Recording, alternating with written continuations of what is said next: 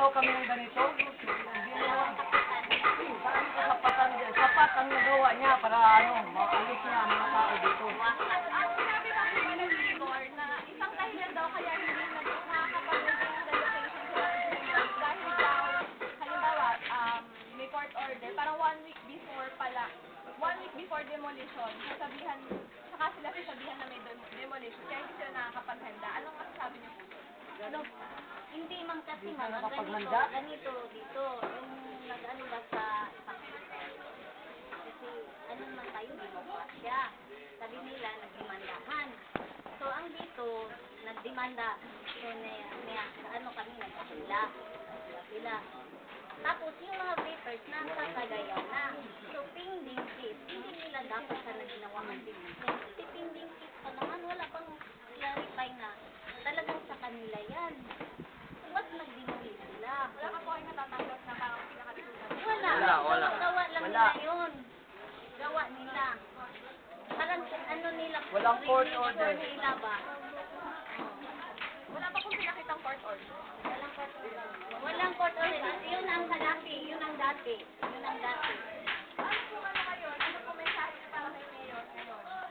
Mayor, Sana wala mga agency na pumunta dito para mag-assess sa mga tao na na-displace na. Kailangan nila yung di ba ang role ng government na i-ano ang mga tao. O i-assist ang mga tao. Yun naman talaga ang role ng government. Pero bakit saan na sila? Puro sila dito. Doon kayo sa city housing. Parang ito na ang mga tao.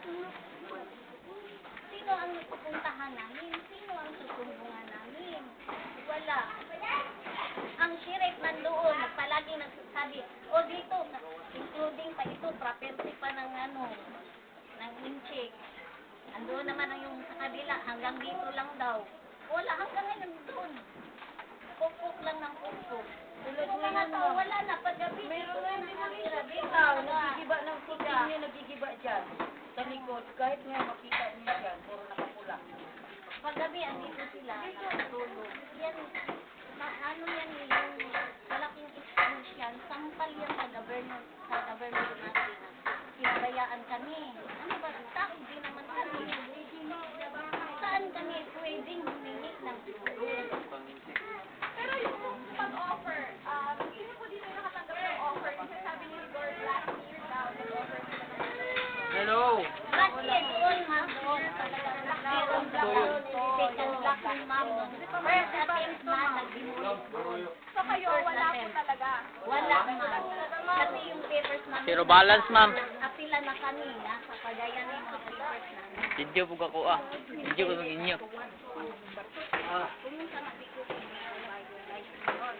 Sabi nung, president, kung pwede, tulungan kami pasa yung Supreme Court. So sabi niya, hindi naman daw pwede. Dahil hindi daw papayag yung may-ari. Bakit hindi papayag? Demokrasya naman tayo. Labanan ito.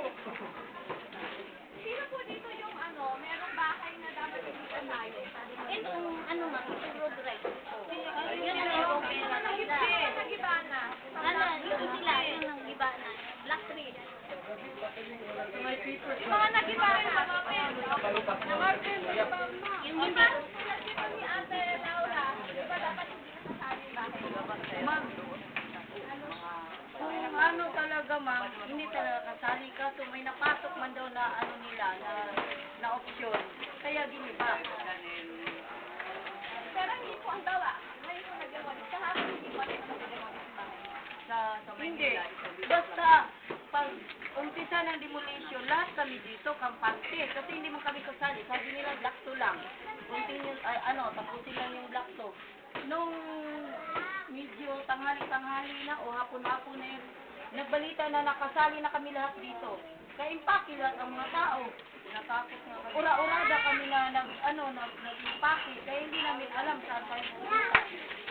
Binigyan lang kami 30 minutes, 1 hour. Paano kayo makapag-impake? Paano kayo makapagsalita? Paano kayo makapagsalita? Paano kayo pagtanungan? Makalang ini ma'am, para na ikwarta ma'am. Kanina po ba Hindi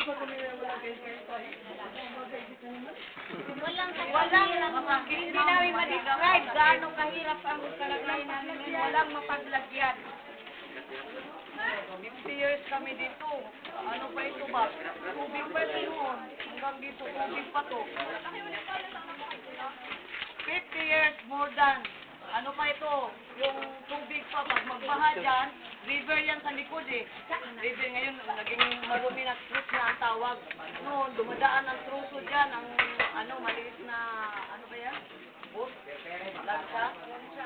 Tapos, nung pinanganak ako, ang tubig hanggang dito. Kumukuha pa kami ng mga, ng mga alimasag, uulamin. So, after 40 years, ganito na ang nangyari. Maganda na, naging, maganda na ba? Concrete na yung mga road at saka, creek side. Ngayon na, maganda na, saka ang mga tao dito, ang sipag.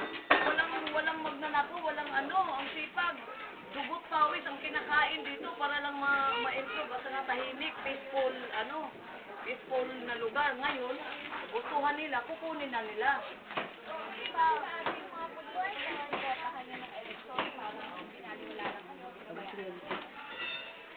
No comments ako dyan. Pero ito lang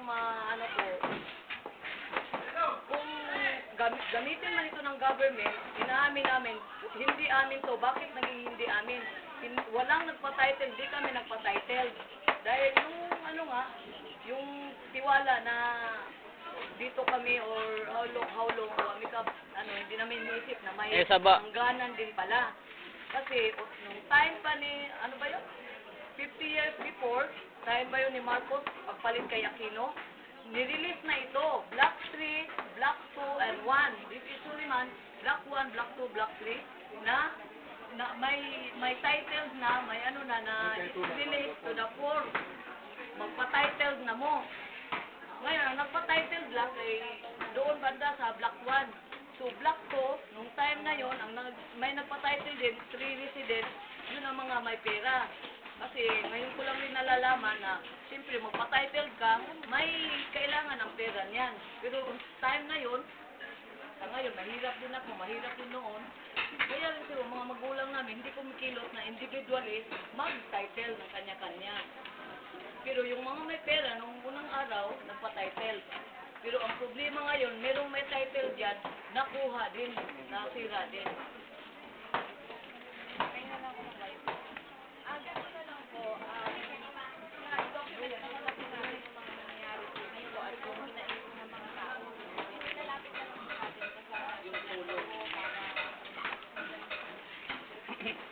Saan lugar ng mga tao, tayo ba kami